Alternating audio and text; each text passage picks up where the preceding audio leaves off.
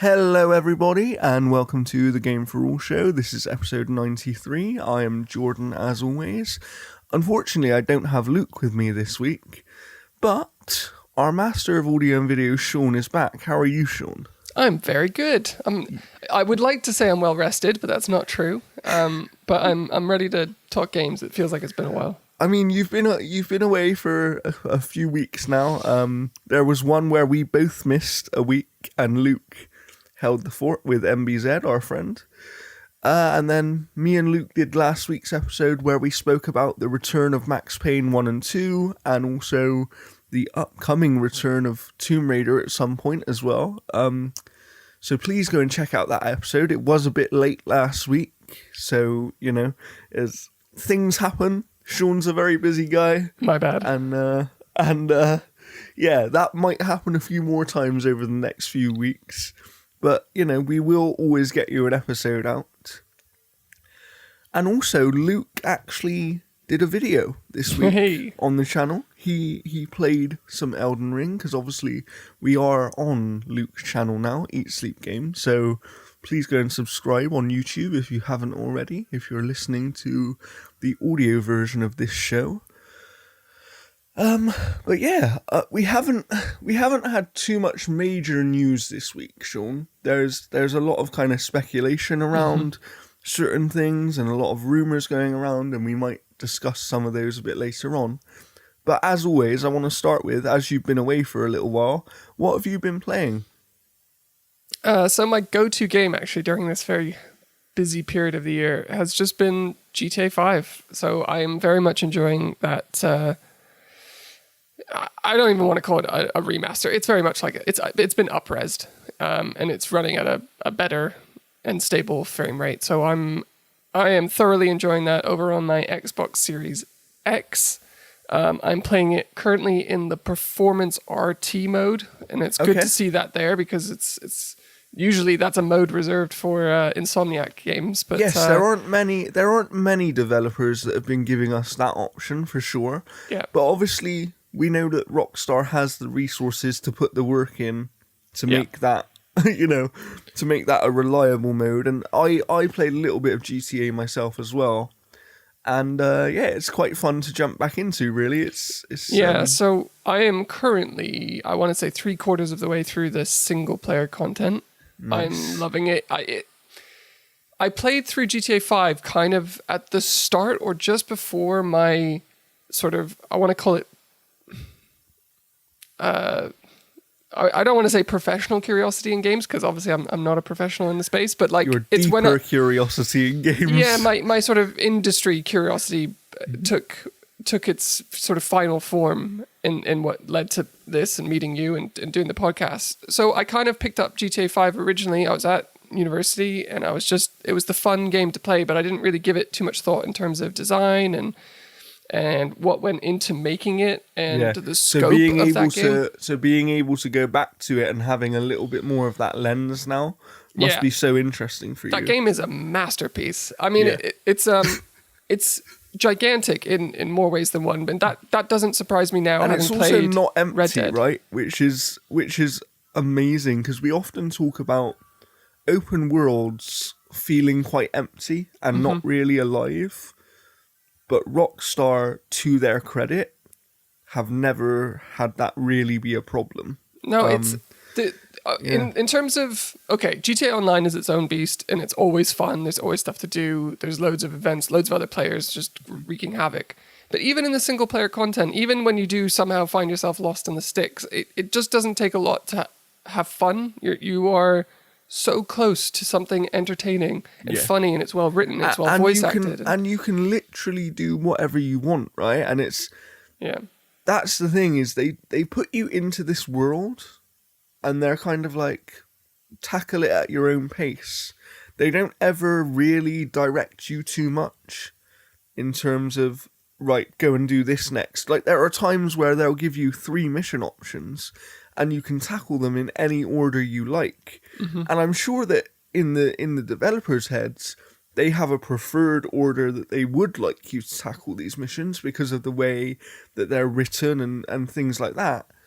But they leave it down to you as the player, and being able to do that stuff, but also just kind of cause havoc in the world and see what happens.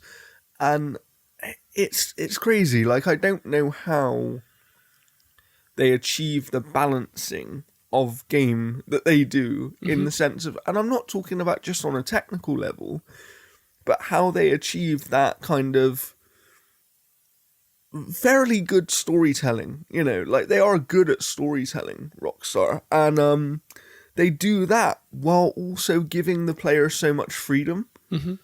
And it's something that not many other developers do, right? And we saw them do it again with Red Dead 2, and I think they took it to a higher level with that in terms of the storytelling aspect.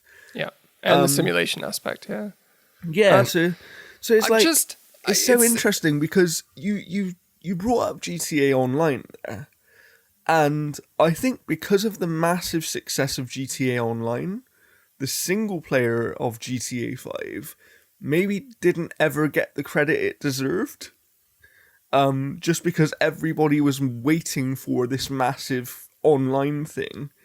And then it blew up even more, right? Like, this thing is one of the biggest games in the world. Yeah. It's crazy, and I don't know how many more times they can kind of port it and sell it to people. It's basically another Skyrim. I feel like they'd sell it to you on a fridge if they could. Yeah, I mean, interestingly, like, I was listening to, what was it, Game Scoop today, that good old-fashioned Game Scoop from IGN, and they were talking about the fact that The Witcher just announced that they sold 40 million copies, and they're like, oh yeah, it's like another Skyrim, but Skyrim is I think it's sitting at around 30 million. Now, that's a gargantuan figure. Like, that is, but when you compared to GTA in, 5, which is 150 million. Yeah, it's staggering, and I can't heap enough praise on this game. I think it's amazing the way that there's no, even though you are effectively doing, you know, it's a game with quests and side quests. There's no log. They just trust you you're interested. They are confident enough in the characters that they've written that you're going to remember the dialogue from the previous mission. You're going to remember the characters' names and your family's names. And for the most part, you do, right? Like, that's the impressive thing is it's not like other games where you come back to a character 10 hours later and you're like, who was this? That doesn't happen in Rockstar games. And I don't know how they achieve that. I suppose maybe you would say, Sean, good writing. That it's very good writing. Maybe that's what it is. But it's wonderful to see, and I can't wait to see where they take GTA in the future, you know, because this game, GTA 5, is still great to play today, but it is a very old game at this point. You know, we're talking about 10. Yeah, we're talking about a decade-old game, and the fact that it holds up as well as it does, regardless of this port even, you know, because this is more of a port up-res type thing, even before that, it held up incredibly well. You know, people would still be playing online every day and stuff like that. So yeah, I'm interested to see what they do next, and I just hope that it isn't like another 5 years away. We'll find out soon. Have you been playing anything else, or is it just GTA 5? No, I've brought my Switch with me. I've been traveling a bit, and I've brought my Switch everywhere with like the aim to play some more Triangle Strategy. Very much enjoying what I have played of it. I think I'm around the 10-hour mark. Okay. But I haven't picked it up. It's quite sort of dialogue heavy, a lot of reading. There is a lot of voice acting as well, but so I haven't gone back to that, but I intend to, because that's one of the finer games I've played in quite a while. Fair enough. But nothing else I've sunk that much time into. I've played a little bit of, you know, messing around with Apex and PUBG and whatnot. But of course, your typical kind of back of the pocket relaxation games. Sure, yeah. I've been playing mostly Lost Judgment, which obviously came out last year, but I've just got to it now. I've been writing a review on it for theouterhaven.net, which by the time this episode is out, it will be up on their site, so please go and check it out. It's my second ever written review, so maybe be a little bit nice. I'm not an expert in terms of written reviews, but I'm trying to do my best, and I'll just say, you know, I took a while to get to Lost Judgment, but man, it was worth the wait. Like, there are certain elements of this game that I'm actually astounded by how they were able to kind of tackle some of the themes that they tackle. So, without going too deep into it, the Judgment is obviously a spin-off of Yakuza, and you're playing a lawyer turned detective. So, the main thing is always going to be some sort of murder mystery, right? Which it is in Lost Judgment as well. But it's centered around the murder of a student teacher, and the themes that they use to kind of connect to that are quite heavy in the terms of they're talking about bullying and suicide. And the way that they actually manage those themes and put across the kind of emotion that would be connected to those situations in real life is really super impressive. And I think they handled it with a lot of care while also making an extremely fun game around it. So please go and read my review to find out more, because I do have some issues with the game, which will be in the review. So yeah, I've been playing. Does it still have the light-hearted vibes of? So it's Yakuza? Interesting. This is one of the really interesting things about Lost Judgment, and I think it's probably where Yakuza's going to go, because they've been trying to do a similar thing for quite a few games now, where the main quest is really serious, like super, super heavy and serious. And when you're dealing with those kind of themes that I said just now, it has to be, right? There, of course, is moments of comedy in there in terms of conversations that you have with certain characters, but when it comes down to it, it's a very serious main quest.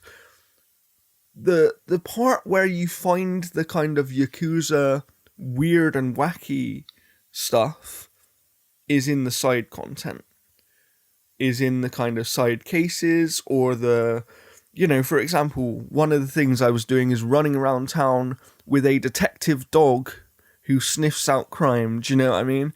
And it's like, that's a weird Yakuza thing. It's still cool and it's still fun, but it is the weird and wacky Yakuza thing that everybody loves from those games. For me, one of the most impressive things about all of the Yakuza games and Judgment games is their ability to actually balance a very serious story and a lighter-hearted side of the game, and have them not feel like they're kind of out of place. And I've never been able to put my finger on exactly how they do it, but I feel like you could play these games and get two completely different experiences out of them, depending on how you're choosing to engage with the content. So for example, in Lost Judgment, I spent 30 hours roughly playing the game, and I only spent about 5 hours with the side content. That's not because the side content wasn't good. The story just pulled me in a lot, and it was one of those stories where I was just sort of like, I want to know what's happening next. I want to figure out this mystery, and also it was themes that connected with me personally, because I feel like everybody in the world, whether they've been bullied themselves or they've seen someone else be bullied, like, everyone has some sort of connection to bullying, right? At some point in your life, you've seen it happen or it's happened to you. And that is kind of the immediate thing that they lead with in the game, which gives it a very personal connection. And then when you get into, the themes of, like, suicide and why these people are committing suicide as well, it's very heavy stuff. And then the fact that they have that lighter-hearted Yakuza side on top of it is super impressive. Like, I do think it's super impressive. So yeah, it's a weird one, because it's different to Yakuza in the sense that I would say it lands more on the serious side, in the sense that they are trying to be a little bit more serious in terms of, even with the first game, just the themes that they tackle and the situations and stuff like that. It's a bit more serious. With Yakuza, you get that weird kind of Yakuza stuff all over the place, even within the main story. Like, there's still a bit of wackiness. You know, like Yakuza 7, you can, in the main story, you get this crab to be your friend. Do you know what I mean? And it's like, that's a weird thing. Which is cool because it's Yakuza and that's what's meant to happen. But in Judgment, it's kind of like they go, no, main story is serious, meaningful, and impactful. And it's really nice to see them do that, and it's really nice to have that spin on the Yakuza world where it's still Yakuza, but it's so clearly its own thing as well. And I think there are people, especially with Judgment, with the Judgment games now being the action-based games and Yakuza going to a turn-based RPG, I think there will be people that are fans of one or the other and not necessarily always fans of both. Like, I am fans of both, but, you know, would everybody be? Probably not. And I think some people will prefer Judgment for the very serious storytelling and kind of emotion and impactful characters, and then some people will prefer the weird and wackiness element of Yakuza, but there is enough of that in Judgment that you know it's connected as well. It's not like, yeah, it's not completely its own thing, but it kind of steps out on its own, and it's found its own lane within that universe. So I think they should be extremely proud of it. And do you expect it to be sort of alternate releases now moving forward?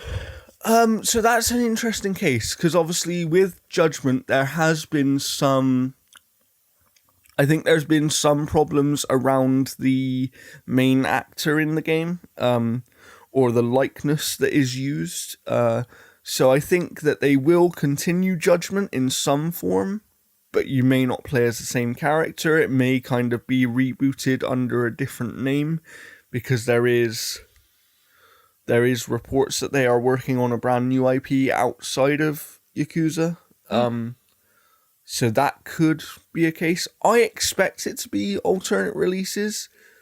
The one thing I would say that I hope for is that they give a little bit more time to localization next time, because they released Lost Judgment quite quickly after Yakuza Like a Dragon. It was less than a year.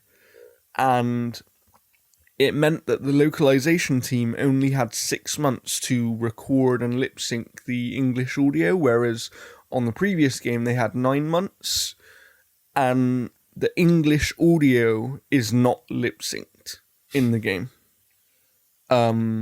You know, and yes, that's a development time thing, and I'm sure COVID played an impact, but for people that want to play with English audio, because these English voice actors are actually very good. Like, They've got Yuri Lowenthal in there. They've got a few other great people, you know. It's the English voice cast is great, and then when it's not synced up, it's kind of like that takes away from their performances. So I do wonder why they stress about these sort of sort of simultaneous releases across the world. Absolutely, I mean, why bother? Persona 5 came out like a year in advance in Japan, and it didn't ruin anyone's enjoyment when it came out. You know, and just take your time, nail the localization. And that's the thing. That's one of the things I was going to mention in my review, but I ended up taking it out. Was like, I would have quite happily waited another 3 or 6 months to play this game. In the sense of, I picked it up at launch, but I ended up not getting to it anyway because there was so much to play at the time. But I would have waited 3 or 6 months if they had turned around and said, yeah, we're delaying this by 6 months in the West so that we can get the lip sync done properly. Because I am someone that prefers to play with English audio where I can, just because, you know, I don't like reading all the time. I just find it less engaging when I have to read and kind of think about what's being said rather than hearing it and seeing it. So yeah, there is that. It's a weird one. It's a weird one. But yes, to answer your question, I do think in some form they will alternate the releases now. I have a little bit of concern in the sense that the series and universe creator has left the studio, as along with one of the main producers on the game. So in terms of Yakuza, so it'll be interesting to see where they go with Yakuza. But my understanding is the person who was leading on Judgment has taken over the Yakuza series as a whole. And if Judgment is any kind of sign, that's a good thing. Because I actually think from these two Judgment games, as much as I love Yakuza, I think the two Judgment games are better games. I just think the balance which they achieve between the storytelling and the fun side content is much more kind of just much more appealing, right? It feels like they do a better job of doing both things very, very well, whereas with Yakuza, sometimes it feels like they do one thing extremely well in terms of their storytelling, which is the weird and wacky and wonderful moments, and then the other stuff they kind of fall down on a little bit because they're trying to make it funny and it doesn't always work. And then Judgment is like, because they have that separation between serious here and funny stuff over here, it actually allows the player to choose which experience they want to some degree. Like, yes, if you're doing the main story, it's going to be serious. But if you want that fun, weird, and wacky Yakuza stuff, it's over there in the side content for you. And I think allowing that to be a player choice is a really smart design move and something they handle super well. So that's mainly what I've been playing. Other than that, I'm jumping back into Horizon Forbidden West here and there, just trying to get those final few trophies. Nice one. For the Platinum. I've got Kirby installed on my Switch, but I haven't played it yet, so I'm looking forward to that. And yeah, I think that's about it, really. I've just, like I said, I've been a bit busy myself. Lots of stuff going on. Happens in life sometimes. Haven't played as much as I would like. I'm still hoping to get to Tunic at some point as well. Yeah, I gotta say, I've downloaded quite a few Game Pass games over the past few months, and I haven't touched them. I've got Tunic and Death's Door installed. I installed Weird West, but I think I've probably now listened to 3 or 4 podcasts, watched 5 or 6 reviews, and it's like, it's divisive, but I think enough people have said you can probably wait on this one. This is what I was just going to say on Weird West. I haven't played it, but the impression I get is it's one of those games that is hit or miss, where it's like it basically defines the saying, your mileage may vary, because some people really seem to love it a lot, and then other people are sort of like, yeah, you don't actually, it's not a bad game, but it's not one that you must go out and play. Which is interesting, because we've been talking, Sean, about, this being the year of divisive games, and how so many games are coming out and they're getting high ratings, and people do really like them. Like, the people that like them really like them, and then the people that don't like them really don't. And there is sort of no in-between middle ground on any game this year, it seems. Yeah, no, I'm with you. I feel like we are going through this period where I don't know what's going on. I don't know what the reason for it is, but it's definitely true. Like, I've seen it, witnessed it, where games are getting very, very well received critically, and then it's the audience that are a bit like, it's not bad, but it's it's not. What are you talking? Like, why are these games getting 8, 9s, and 10s? And then it also goes the other way sometimes as well, where like, I think that in some ways, Dying Light 2 is a good example, where it didn't do that well critically, but every single person I know who's played it that isn't a critic loves the game. And it's so strange that there is this, I don't know if it's a disconnect between what players actually want and what critics are looking for. Sure, yeah. Or whether it is just the case of these games are just very divisive at the moment, because there are divisive games, right? They exist. And but we'll I think like a good example is like Lego Star Wars. I think it's sitting at like an 80, 81 on OpenCritic. But I don't think I've seen since Elden Ring a game more positively received by everyone playing it. Yeah, that's true. You know, Elden Ring might be the only one that has kind of been like, yes, everybody thinks this game is great. Like Tunic is getting amazing praise, but again, that was loved by critics. So there is a match between those two for Tunic. But Lego was just this one where I remember seeing the reviews come out and be like, oh, it's getting 8s. It's like I was expecting 10s. You expected it to be higher, didn't you? And then when you see the fans playing it, they're like, this is amazing. Like, this is the love letter to Star Wars like we haven't seen in games ever. And people are saying it's fun, it looks great, it's so chock-a-block full of content. And it's like, oh, like there's just been a disconnect, between those reviewing it. And maybe it's because the people reviewing it have played 10 more Lego games than your average person. Well, this is what I was just going to say, is to defend reviewers slightly, because as I've started to get more into the process of reviewing games, and, you know, I reviewed Crossfire X as example, that was a fun one. It's kind of like, it is hard, because if you're a reviewer and you've played 50 games in a year, let's say, right? Which is not unreasonable. Like, there are reviewers that play 50 games in a year. Sure. Your average gamer doesn't play 50 games in a year. They play maybe 4 or 5 games, right? That's kind of what we're in terms of, if we're talking about their main games that they spend a lot of time in. They play 4 or 5 games a year. It's kind of like the open world thing, right? Open world fatigue wasn't a thing until everybody had played about 50 of them. And then it was like, oh, I've already seen this, so it's not as impressive. And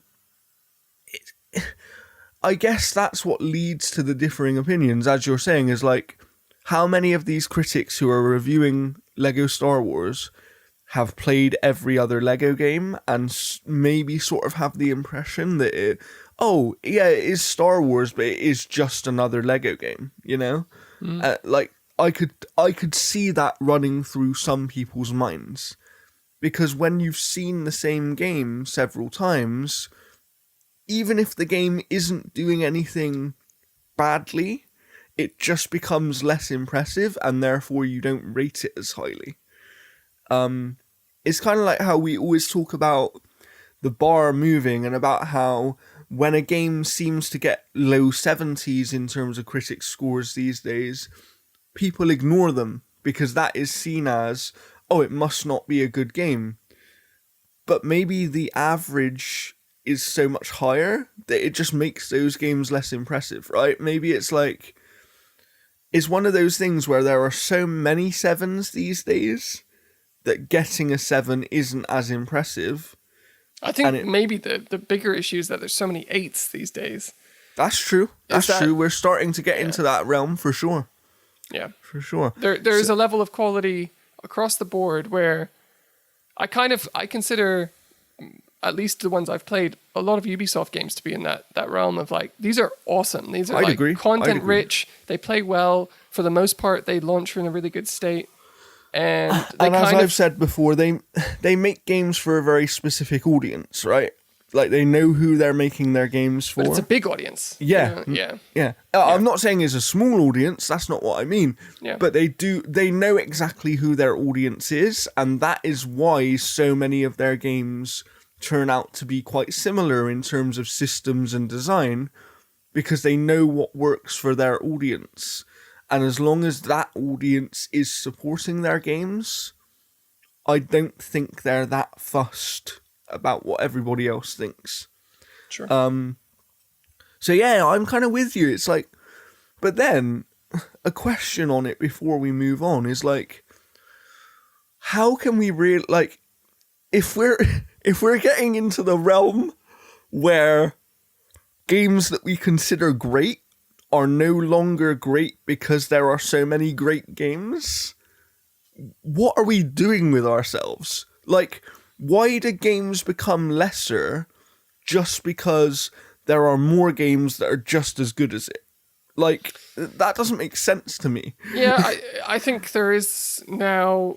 it's been growing for years, but there is a disconnect between the sort of... I don't want to get, like, political on it, but, like, the gaming elite, where they're more interested in the new thing or something different or something edgy or something made by a very specific type of creator, you know, and...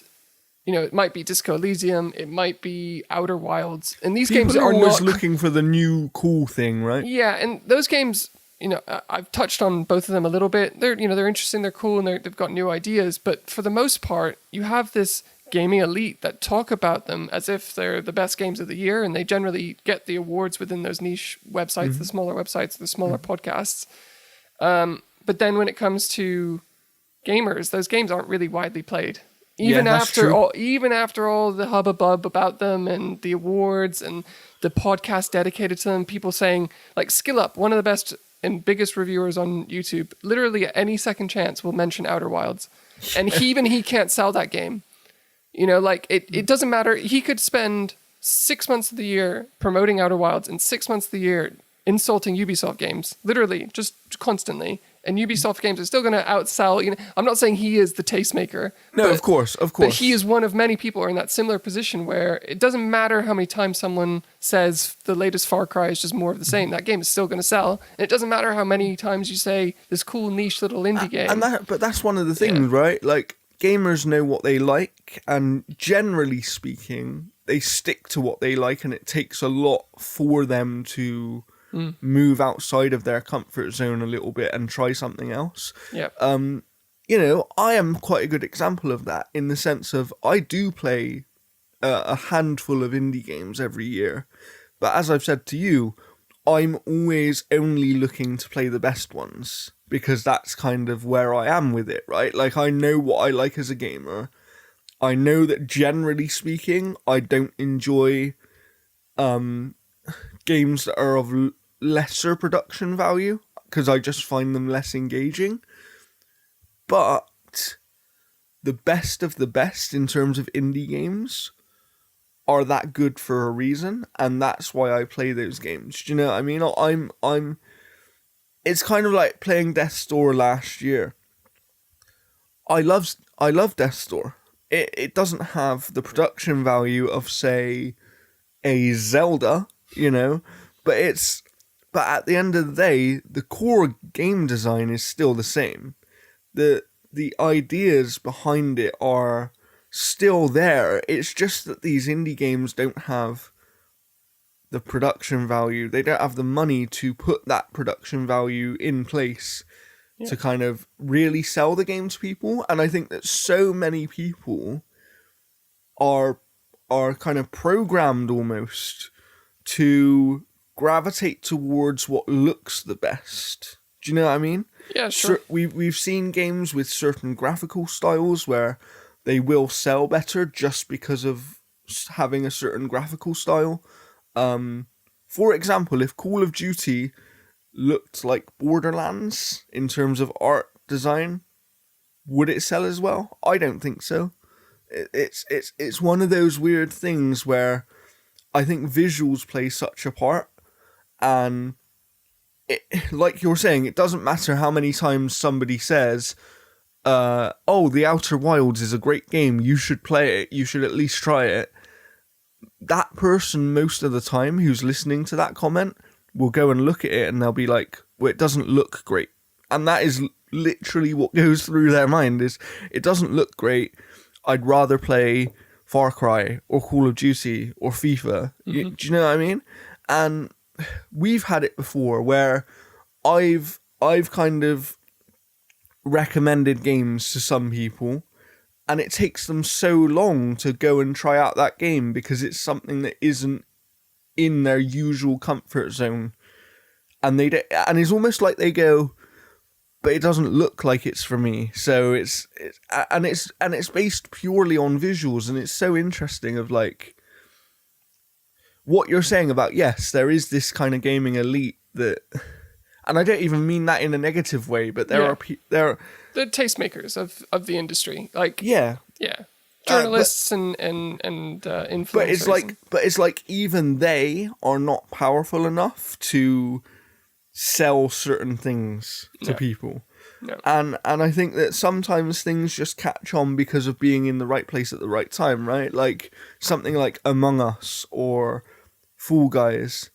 Those games catch on because they're such a conversational moment, and they are released with decent content in the right place at the right time.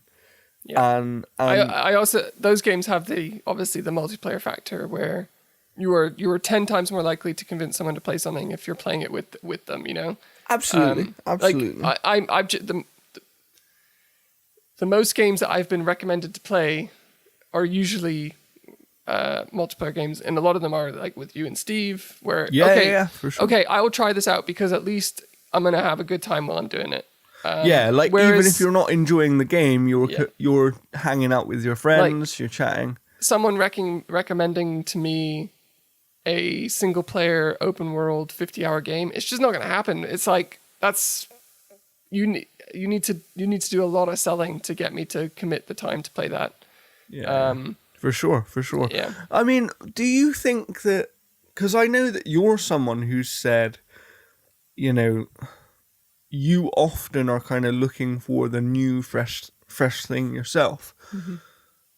So, do you think it is a problem in a way that because the bar across the board, the bar of quality, and I'm not even talking about just technical quality, but I'm talking about design quality of these games, the bar across the board is so much higher in terms of on average.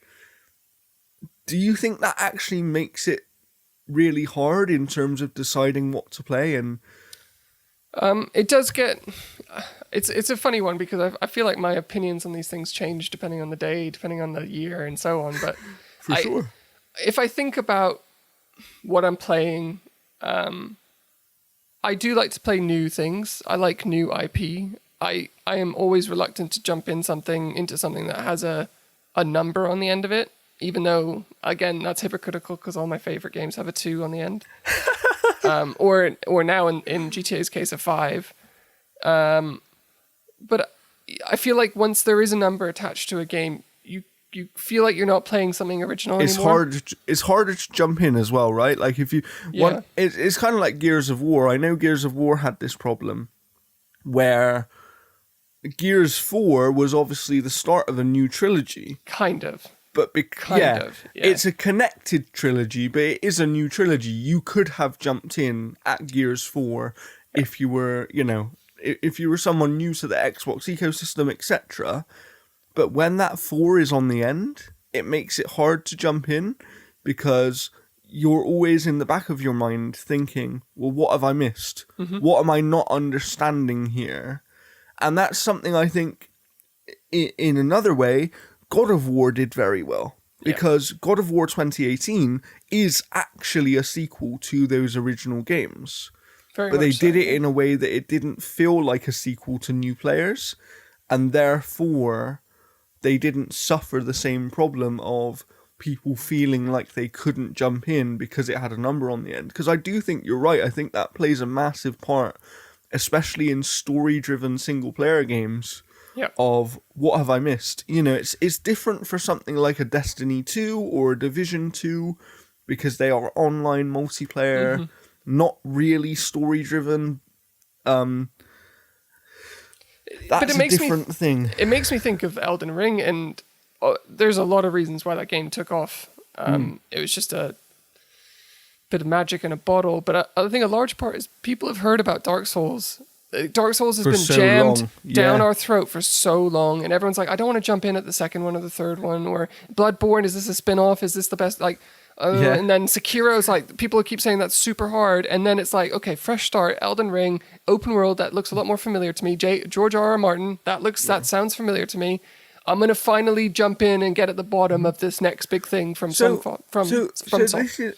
This is what I mean in terms of like making it harder to choose what to play, right? And meaning that I think we all sometimes miss out on great games that we actually would have liked to have played. For example, I know that a friend of ours, Joe, hasn't played Guardians of the Galaxy, but he really wanted to. Like, he really did want to. Mm-hmm.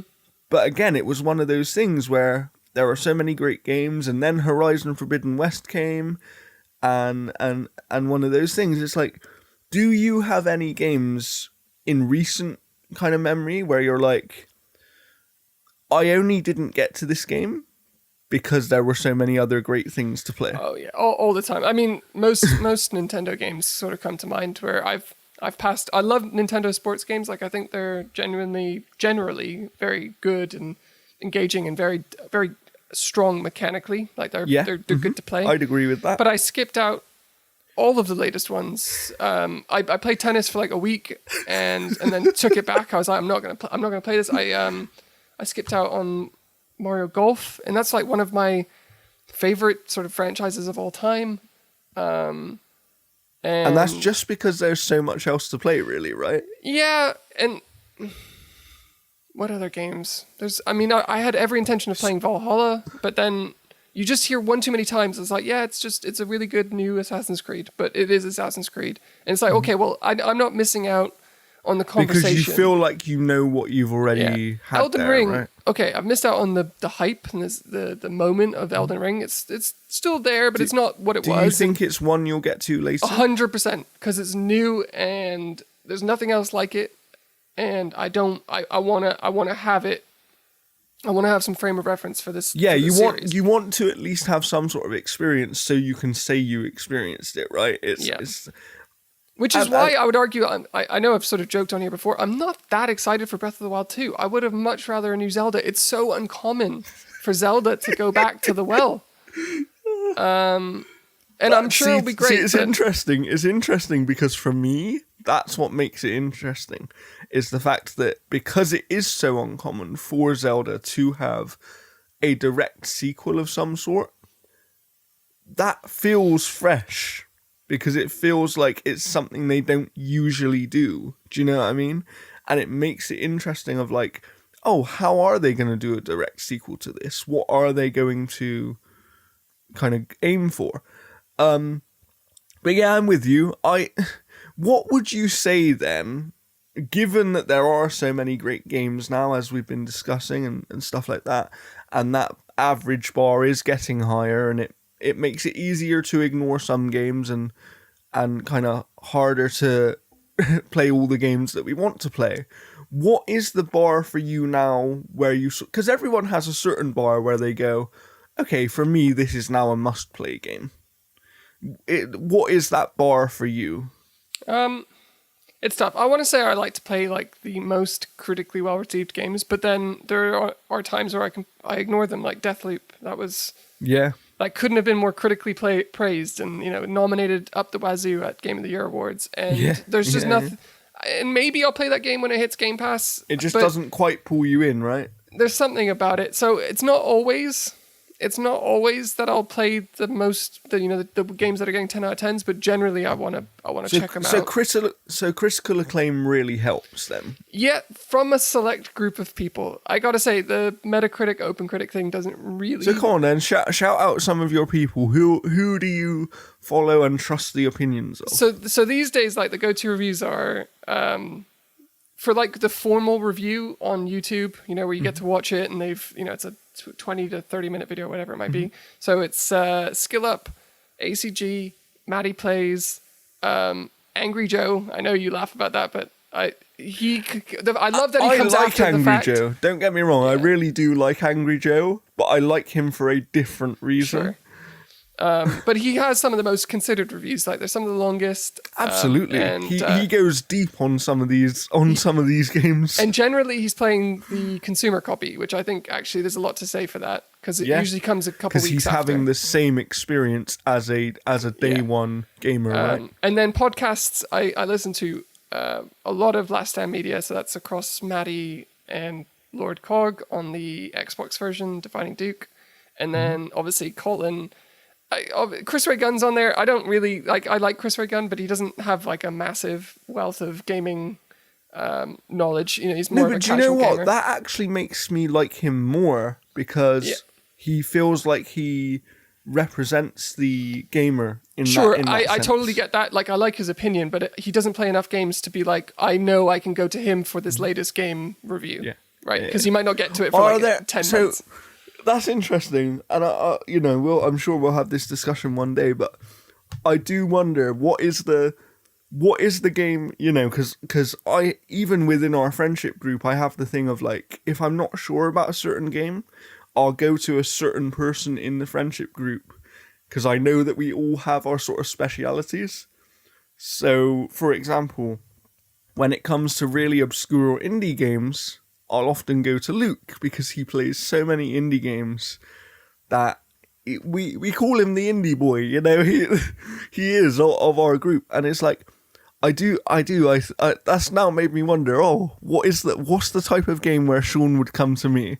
What's the I mean, it would be more about, it would be like things like Kojima, right? I mean, Kojima... Ones where you're not as familiar, yeah. Yeah, I mean, like, I don't know anything about Metal Gear. I played Metal Gear 5, but apart from that, I don't know the foggiest thing about Metal Gear, Solid Snake, Snake Eater, whatever he's called. Kojima is very appropriate to talk about right now because he is a super divisive designer in himself. Of course, we both played Death Stranding, super divisive game. Many people loved it. Many people think that it should never have existed and isn't really a game. A super interesting one as well because for us, we actually liked that game for very different reasons. Yeah. But there's been a lot of rumors floating around recently about Kojima. And I think those rumors... It's weird because those rumors were floating around anyway about kind of a Sony acquisition of Kojima Productions. And then to me, in what was a very innocent tweet by Kojima of an image that he just liked... people then spiraled to, if Kojima's tweeting this, it must mean something. And it's like, if you actually pay attention to Kojima's tweets, sometimes he's just tweeting things he likes. Like, he tweets about movies, he tweets whatever. It's like, where this all came from was PlayStation created an image of first-party IPs with the PlayStation logo, right? And Death Stranding was on the image. So I think that people were kind of connecting that with, does that mean they've bought Kojima Productions? And maybe what a lot of people didn't realize is PlayStation owned Death Stranding. It is a first-party IP. It was just a second-party developed game. Sure. If they wanted to, they could make one of their other studios make a Death Stranding sequel. They own that IP. They could do whatever they want with it. It has its place in that image. And I think because Kojima then tweeted it out as, something he liked to see, because at the end of the day, it's an IP he worked on, he probably likes the fact that they're giving it this they're putting it with their other stuff, right? They're giving it that respect. He probably likes that. But I think it made people connect those dots even more of, is Kojima getting acquired by Sony? And I get it, because we're in the age of acquisitions and everything. Mm-hmm. So today I want to just talk about really what is next for the ever divisive Hideo Kojima and his team, because of course there have also been reports multiple times now that he is actually working on a game with Xbox. Yeah. So what do you think? Do you think there's any kind of substance to these rumors of Kojima Productions being acquired by Sony? I think it would not be a surprise to many if Koji Pro was acquired by Sony, I think it makes the most sense. Like on paper, it adds up. He's got if a long he's history going with to them. be acquired, that's what you'd expect, right? Yeah, the Xbox rumors are a puzzling one because they seem to be credible, at least the people talking about it. But what isn't sure or defined is to what extent, is there were rumors about him being interested in the xCloud and leveraging streaming. He wants to use their cloud technology to make a game, was the report. But I do wonder, and this is just pure speculation, if that was just someone leaked it too soon. He spoke to Xbox like any independent studio would speak to any platform holder, and he was interested in that tech and maybe played around with a few ideas. So where I think it came from, to give a little bit more background on it, was Kojima after Death Stranding, and we do know this because it's public knowledge, so I'm not going to get in trouble.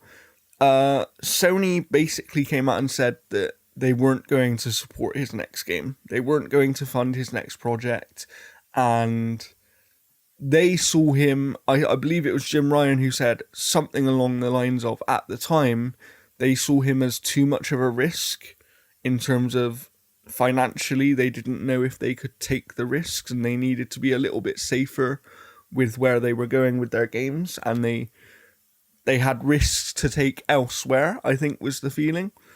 And then he went and got a game with Google. Google were financing a game. He was working on a game, and then Google shut down their operations, basically, in terms of making games. And I think that's where the cloud thing came from, of, oh, Xbox have a cloud, we know they are talking to Japanese developers, Kojima was making a cloud game, and it kind of started as that. And then I think something actually happened, because people have seen, we know, for example, and I'm inclined to believe Jeff Grubb on this one, that he has actually seen documents that suggest that they are working together, that Kojima Productions is working with Microsoft, and it is on a cloud game of some form.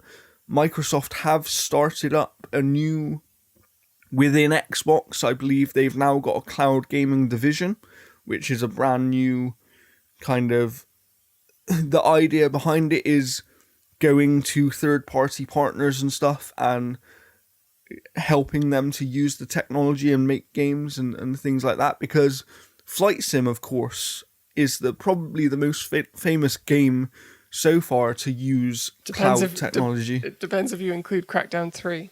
Of course. That was a big mess. But yeah, Flight Sim did come and save the day on that one, because it was becoming a big joke, this sort of powered by the cloud. Absolutely, and what they did there was phenomenal. Obviously, it's a simulation game. They're trying to simulate the whole world, and they use the cloud to do it. So I would be intrigued to see what Kojima could do with the cloud, because I think he's a very inventive person, and he's not afraid to take massive risks, which is kind of why so many gamers gravitate towards him. Because although you don't always know what you're going to get, I think there's this sort of thing with Kojima where people aren't sure what they're going to get, but they know that it's going to be to the highest quality possible, regardless of what the idea is. Do you know what I mean?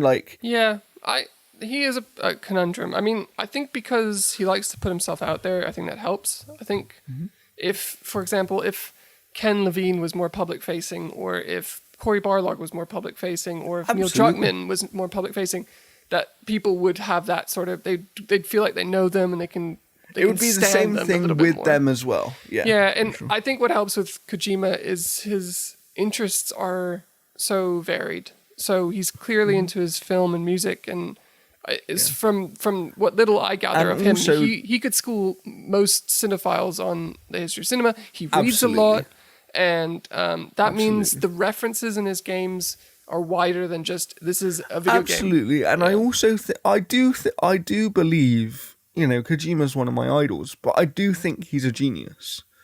I think that some people may call him a mad genius, and I think that he's his longevity in gaming and the kind of consistent success that he's had, because even Death Stranding was a success. It maybe wasn't as big of a success as Sony were hoping for, but in the end it was a success. And, you know, it still got a good critic average. The critical response was good to it. Kojima knows what he's doing. I think that he's maybe reached the point, being in the industry so long, where it's like, maybe he's just making games for himself now, and people who are in it for him feel like the kind of people that will follow him anywhere. Do you know what I mean? Like, I'm in it for his creativity. Like, I often say that Kojima has two types of fans. Kojima has Kojima fans, who are the fans that like the way that he tells his stories and like his little bit of craziness, but also kind of always hidden message in every single game that he makes.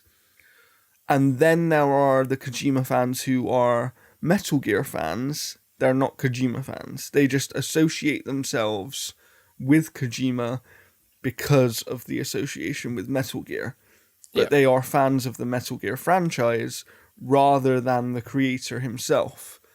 And I think Death Stranding sort of proved that, right? In terms of, there were people who bought into Death Stranding hoping it would be this new, almost Metal Gear-like game, but in a new, interesting world. It wasn't that. He went for something very different, and I think it brought him a new crowd of players. You know, you hadn't really played a Kojima game before. You don't know much about Kojima games. I played a lot of MGS5, but yeah, I'm very much sort of a new school Kojima. I think I maybe played, is it Zone of the Enders?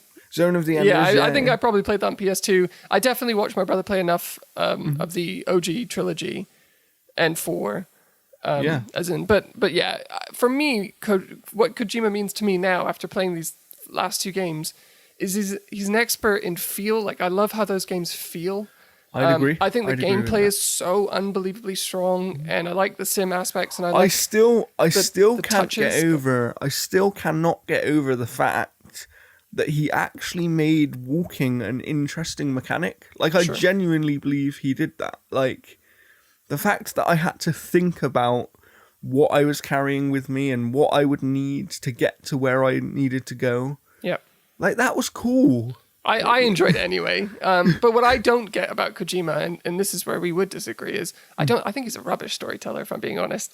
At least from the limited stuff I get it. He's sort of dramatic, and he uses big production to make it feel like some cinematic experience. Mm-hmm.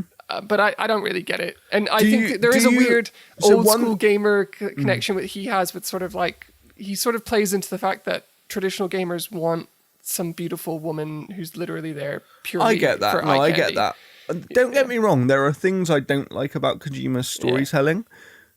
The thing that always sells me on it, though, is that thing of there are always hidden themes. It's not just about the story that he's actually telling to you.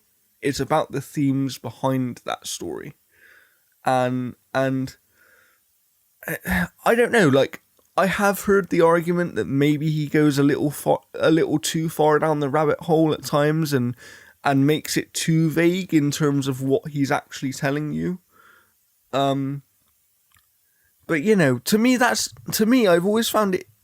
What I would say is, I don't know how good it is. I just find it super interesting because I agree. I think it's wacky and it's creative. And it's in a lot of cases it's unhinged and it's unrestricted. You know, there's this element of death by 1,000 cuts in a lot of games where it's like, let's scale back the creativity and make sure this game appeals to everyone. Yeah. Whoa, slow down there. That's a bit too creative, don't you? No, we need a skill tree in there. You know, and there's a lot of that. You can sense that when you play things like Horizon. Mm-hmm. And Kojima doesn't have that. It's kind of like this idea. I want people to ride in a combat with an 80s tune playing. And that's no questions asked. And that's where I kind of go back to the fact that I actually think deep down, Kojima's always making a game for himself. Because he's always thinking about, what do I want? And I think he knows that there are enough people out there that like the things that he likes, that he will kind of, his games will always have an audience, right? Like Kojima himself, to a certain degree, brings this built-in audience with him, regardless of what he makes. Like, I'm a bigger horror game fan than you, but I'm not a massive horror game fan. I like Resident Evil, I like a couple of other franchises. But Kojima could make a horror game, and I would buy it. Do you know what I mean? Yeah, so would I, yeah. Kojima could make a turn-based JRPG, and I would buy it. You know, it's one of those things where it's like, I don't know. The guy just has this mystique about him. This. And I'm not saying he's the greatest ever, and I don't think he does. I'm not saying he makes no mistakes, but at least he's not afraid to take the risk. That's my biggest praise for Kojima, is he's not afraid to take the risk, and much like Neil Druckmann and co. with Last of Us 2, he's making a game because he has something to say, and he knows that not everybody will like it. Like, I think he went into Death Stranding knowing that not everyone was going to like this game. Yeah, 100%.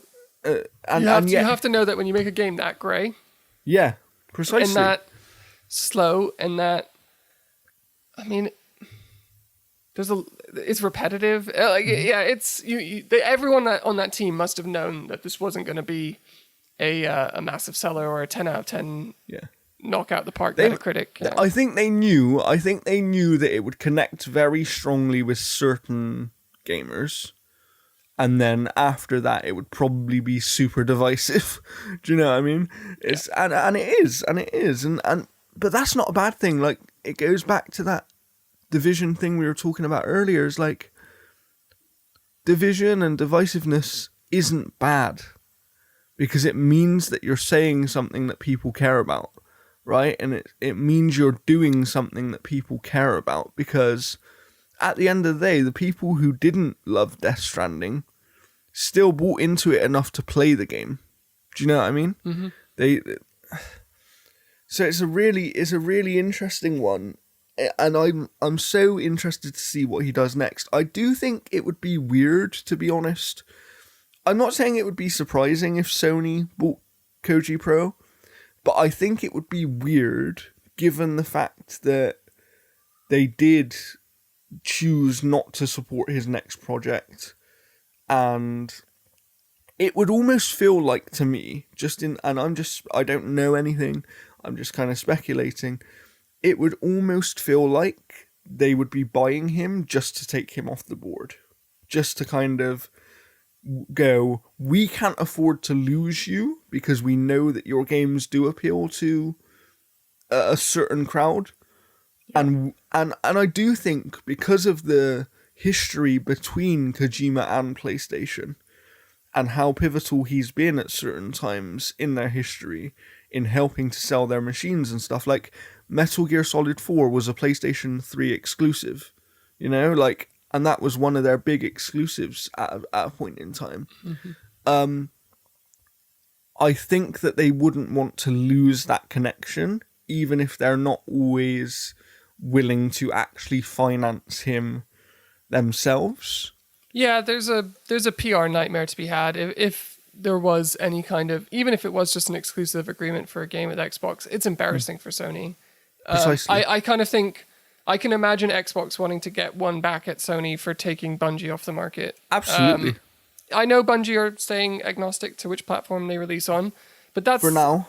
that's like, it was. I would have said there would have been some red faces at Xbox when that acquisition was announced. Absolutely. Because it's like, that's a studio that they let go. Yeah. They then arguably make a better game than Halo, and then and it's a studio that's so pivotal to the history of Xbox, right? And I'm not saying, like, to be clear, I don't actually expect Kojima to be bought by anybody. Right. I think he will remain independent because I think that's where he operates the best. Like, to me, Death Stranding, regardless of what you think of the game, I think it would be hard to argue that it's not the most interesting and innovative game that he's ever made. Because he did get to the point with Metal Gear where it was like, okay, now we are literally just going through the gears of making these games. We know what they are, we know what people like about them, and let's just perfect that. Kojima's always operated best when it's more about, what has nobody ever done before? Sure. What can I do that's interesting? Yeah. And I think independence allows him to operate in that space. Yeah. And there's some good publishers out there that he could work with that would give him all the money and the freedom. And I'm thinking things like Bandai with FromSoft. I do think Kojima's one of those few names as well where, because he himself sells the game, like, literally the Kojima name, to a certain extent, will sell a game. And I think that does mean it makes it easier for him to get the backing he needs. Yeah, no one's going to turn him down a couple $100 million. No one. It's a risk a lot will be willing to take. And he also comes with the Hollywood swag, the famous musicians and actors and directors. So if I was to guess, right, I don't know anything for sure. Obviously, I do hear rumblings, but even if I did, I wouldn't tell you. I do think the Xbox game is real. I think he's working on an Xbox exclusive game. Before we go on from that, do you believe that to be like what we know to be a Kojima game, a big AAA? I'm not sure. So I've had a few thoughts about this.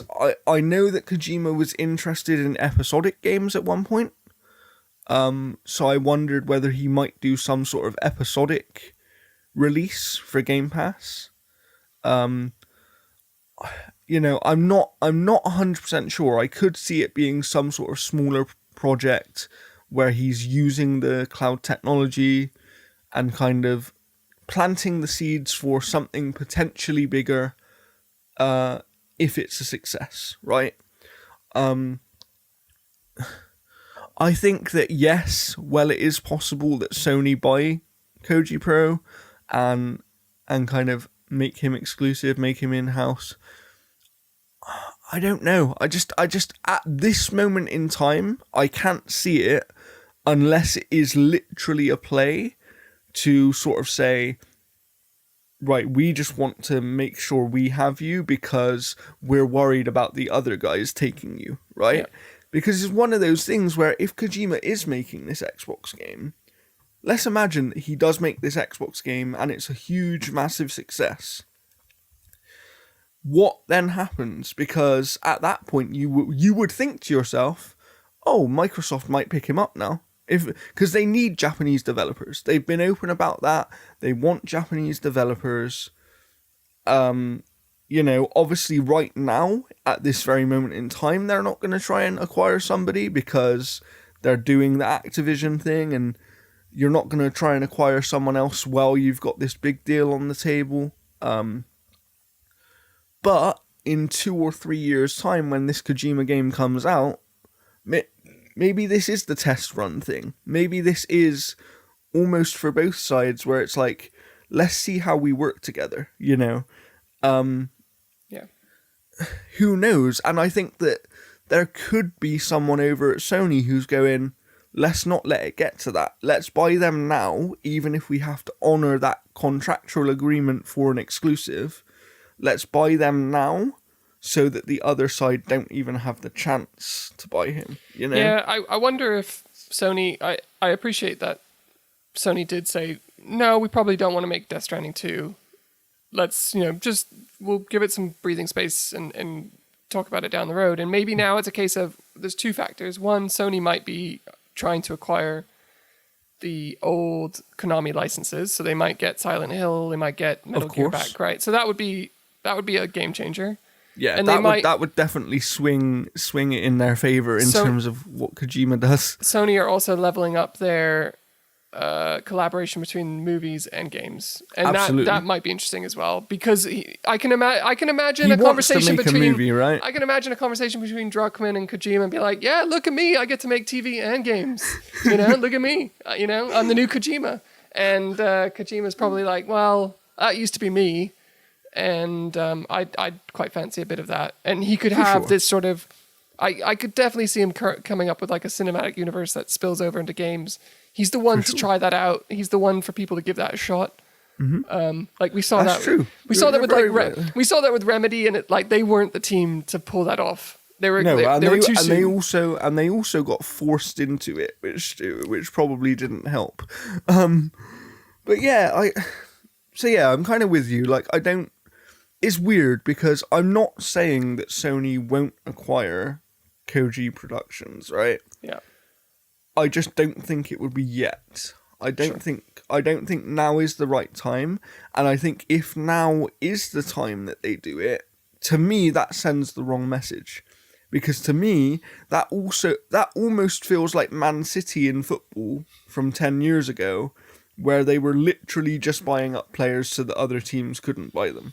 Yeah, I mean, my opinion on this is very clear at this point. I hope no one buys them and they stay an independent studio. I would quite happily see him do something completely new and fresh. I don't care about Metal Gear. I definitely don't want Death Stranding 2.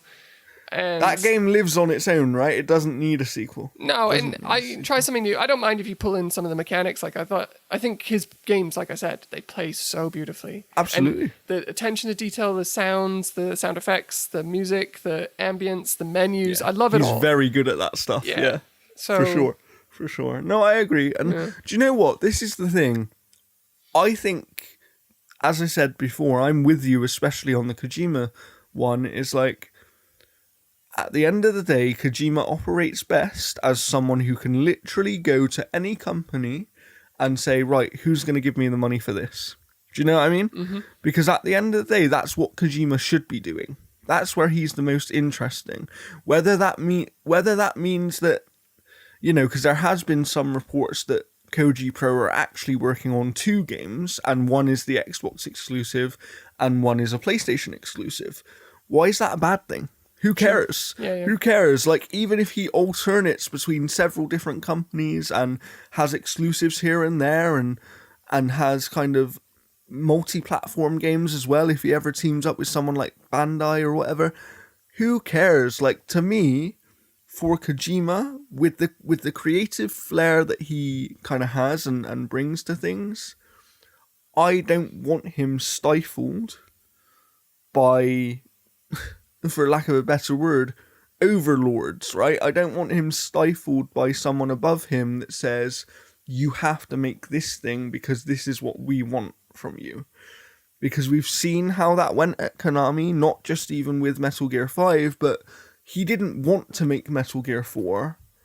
And then when he did, they forced him to make it a certain type of game that he didn't really want to make. And people didn't respond well to that game, right? And then Metal Gear 5 happened and they didn't let him finish it the way he wanted to and stuff like that. So Kojima got to the point where I think he became bigger than working for someone else. Do you know what I mean? I think he needed to work for himself with the financial support of others. And I don't see that as a problem. I don't, if Sony go to him and say, yeah, we'll give you 200 million for another exclusive, like, that's fine. You don't need to own him to do that. And so I think just as Kojima always is, I think the future of his company is super interesting. We know that they've spoken about Kojima Productions going into movies as well. Like they've officially spoken about that. So I do think they will make a movie at some point. I wouldn't be surprised if he makes a movie with Del Toro because they're good friends. He also has that other director who I'm forgetting the name of, who plays a part in Death Stranding. He's Heartman, I believe. He's a director as well, Nicholas somebody. Yeah, I know who you mean, yeah. So he's got the connections within, filmmaking to go and make a movie, and that wouldn't surprise me. And weirdly, it wouldn't surprise me if that's where Sony come in and some sort of relationship with Sony of maybe the movie he wants to make is some sort of Death Stranding movie, Maybe, because I said it at the time of playing that game, is like, there is some really interesting things that you could do in movie form with that universe that I don't think work in a game. And I don't know, like, we know Kojima wants to make a movie, so he's going to go and do that. He's probably doing this. I think Jeff Grubb, the last report from Jeff Grubb on the Xbox thing was, as of about 3 weeks ago, it was still definitely on. So that leads me to believe that he is doing the Xbox game.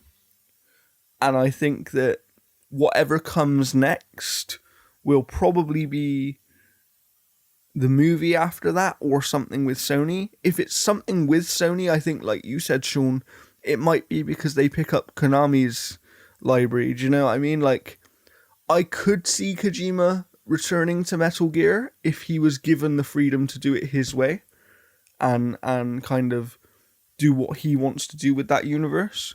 I could see him getting another run at Silent Hill if that was available, because that was the one game that got away from him, right? That was the one game that was never made, and he did PT and everybody loved it, So at the end of the day, I'm with you. I'm with you on Kojima that he should stay completely independent, and we obviously differ on the acquisition thing, because I do believe without question that there are some studios that massively benefit from being acquired. And I believe that it helps the industry in some ways. Not saying there are no negatives, of course. We've had that discussion before. But for Kojima specifically, I think him being acquired would only be a negative thing, regardless of who is acquiring him. So yeah, I hope he stays independent, and I hope he's given the freedom to do what he wants to do. Yeah. Is there, in a dream world, is there something you have him do next? So I would like him to... What I basically want is something that is in between Death Stranding and Metal Gear. I want a more action-based... I basically want him to take all of the mechanics from all of his games, right? And somehow make a game out of that. Because my biggest problem with Death Stranding was there wasn't enough variation in gameplay. As much as I loved the gameplay that was there, it was so repetitive that there just wasn't, at a point it was like, I don't need to engage with this content because it's the same thing that I've done 100 times. I want to see a new IP. If it was me, like, I am on the new IP train as far as Kojima's concerned. So yeah, I have a feeling though, if you were asking me to give a guess, I have a feeling he's going to go down the horror route. I just think that that's something he wanted to do. There were slight elements of it in Death Stranding, in the sense of he was trying to do a few spooky things there. Yeah, I found some of those moments, especially the early experiences or encounters with the BTs. Terrifying. Yeah, absolutely. Really original as well. So I think he could do a super...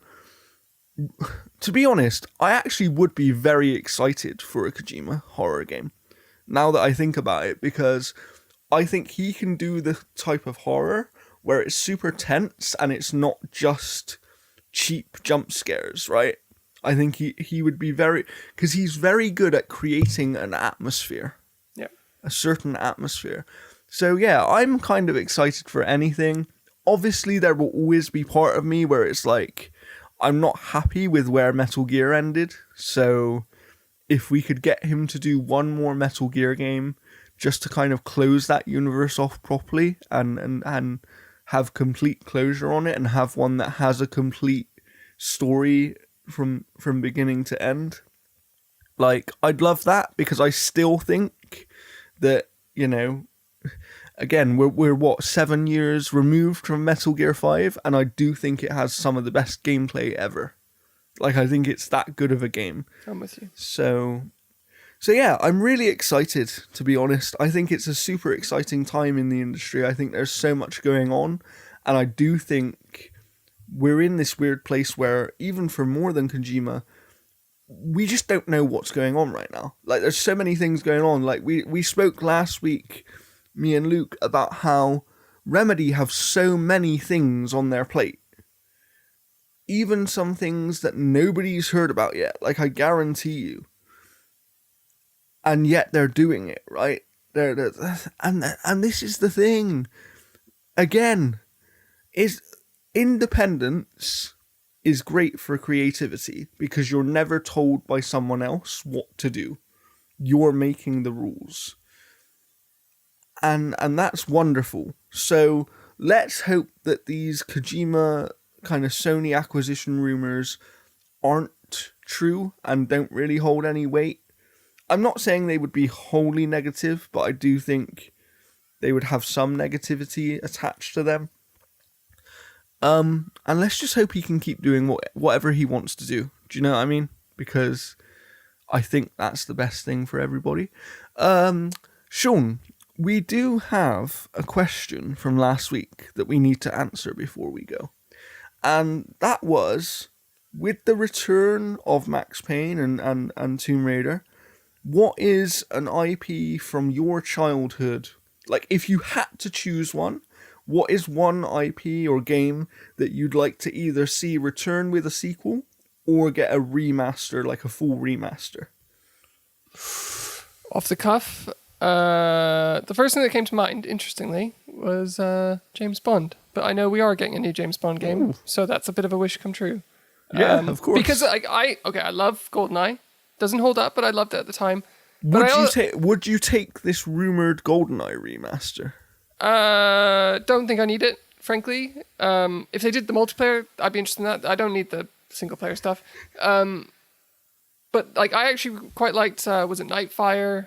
Yeah. There's some decent James Bond games out there. Yeah. There's some decent ones. I'm trying to think of something else that.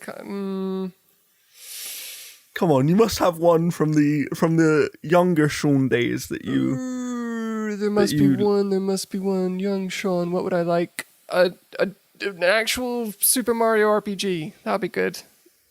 That would be really cool. Yeah. That would be really cool. Yeah. I'm going to go with that. Fair enough. Let us know, please, what you would like to see next from Kojima. Wait, do you not have to answer that? I feel like I don't need to. That was a good answer for both of us. That was, you know, you haven't been here for a while. I feel like it was you that needed to give the answer. I believe you're not here again next week, Sean, if I'm remembering correctly. So no Sean next week, but me and Luke will be here. Not sure what we'll be talking about yet, so keep an eye on video game news because you never know what's going to happen. And if not, we might have a guest on because, you know, we have the G4A network now. And Jeff is part of our network from Analog Stick Gaming. He's got some really cool reviews out recently. I saw a few days ago that he reviewed Kirby. So go and check out that review over on his site. And let us know what you would like to see next from Kojima. Because let's be honest, we could all say a million things and none of us are going to be right because we never know what Kojima's going to do. Please subscribe to Eat Sleep Game. Follow us on Twitter at G4A Network and also at Eat Sleep Game. And we will see you next time. Goodbye. Bye, guys.